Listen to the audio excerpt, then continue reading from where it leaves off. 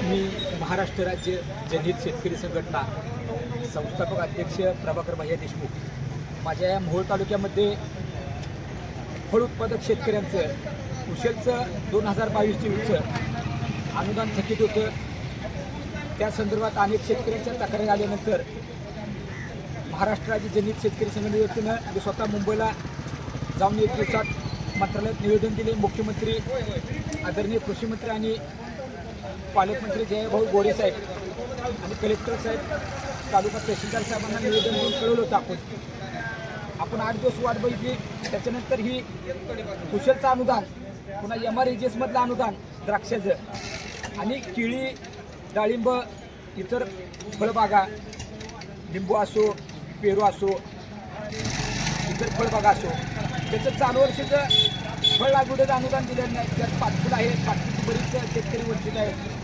अंकुश क्षीरसागर आहेत, शेखर नामदे आहेत, इतर ट्रॅक्टर काय 10-12 ट्रॅक्टर लाभार्थी आहेत. याच्या अनुषंगानं ट्रॅक्टरचं अनुदान, ठिबकचं अनुदान आणि शेती अवजाराचं अनुदान, विविध फळबागांचं अनुदान थकीत तातडीने मिळावं या मागणीसाठी माननीय कर्तव्यदक्ष तहसीलदार सचिन मुळीक साहेब यांच्या कार्यालयासमोर आम्ही जनहित शेतकरी संघटनेच्या वतीनं दिनांक आज सोमवार 10/8/2026 रोजी हलगीनाथ आंदोलन केलं.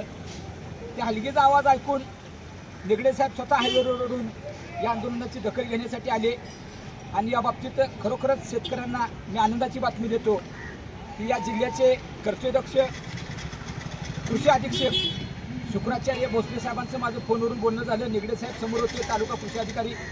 त्यांच्याशी चर्चा झाल्यानंतर आता आपल्या कुशलचे जे पैसे आहेत MREGSमध्ये ते एक अजून नागपूर आयुक्तांना त्याचा अधिकार आहे, परंतु जे यांत्रिकीकरण आहे, ट्रॅक्टर, शेती अवजारे, त्याचे पैसे 3 ते 4 दिवसात कृषी अधीक्षकांनी सांगितले 15 कोटी रुपये मंजूर केलेले आहेत.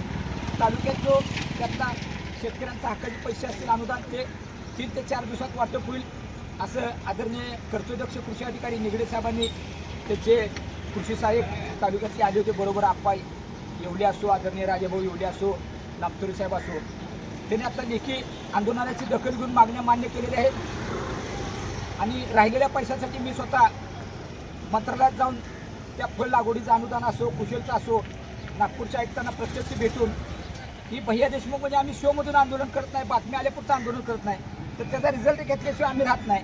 ATM कार्ड कसं आहे, गेल्यानंतर पैसे घेतल्याशिवाय येत नाही, असं मोकळं माघार येत नाही ATM कार्ड. तशा पद्धतीनं काम करणारी ही जनहित शेतकरी संघटना आहे.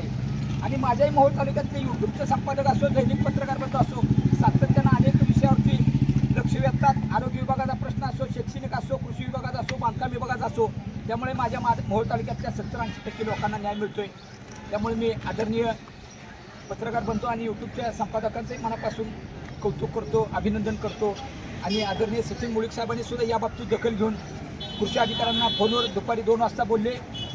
याचा योगायोग म्हणून सगळ्या गोष्टी चांगल्या घडून आल्या आणि माझ्या आयुष्यातलं निगडे साहेबांमुळं आणि कृषी अधीक्षकांमुळं 3 ते 3.5 तासात संपलेलं हे पहिलं आंदोलन असेल. नंतर 4-4 महिने उजनीच्या पाण्यासाठी आंदोलन केलं. 18 दिवस उजनीचं 5 टीमची पाणी इंदापूर जाणारं वाचवण्यासाठी आंदोलन केलं. भीमा कारखान्यावर 1.5 महिना बसलो ऊसाच्या बिलासाठी. त्यातलं पहिलं आंदोलन आहे. लवकरात लवकर मला लेखी आश्वासन देऊन त्यांनी मागण्या मान्य केल्या आणि साहेबांनाही विनंती करतो की दिलेला लेखी शब्द पाळावा. तुम्ही अतिशय कर्तव्यदक्ष अधिकारी आहेत, मला जाणीव आहे त्याची. शेतकऱ्यांसाठी करायचं आहे. माझा वैयक्तिक माझ्या शेतात केळ नाही, डाळिंब नाही, लिंबू नाही, पेरू नाही.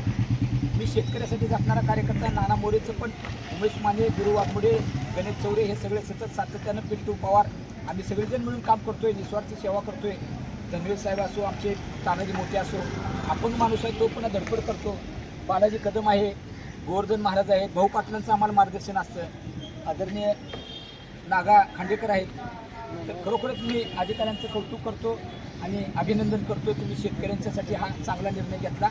राहिलेल्या फळबागेच्या कुशल अनुदान आणि लागवडीचं अनुदान ते लवकरात लवकर त्यांच्या खात्यावर जमा करावं आणि यांत्रिकीकरणाचे पैसे बी लवकरात लवकर जमा करावेत.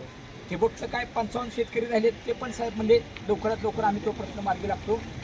त्यामुळं तुमचं मनापासून मी राज्य सरकारचा आणि संबंधित अधिकाऱ्याचं मनापासून आभार मानतो आणि तुम्हाला भविष्यातल्या कामासाठी मी शेतकऱ्यांचं चांगलं काम व्हावं म्हणून शुभेच्छा देतो मनापासून. शेतकरी संघटनेचा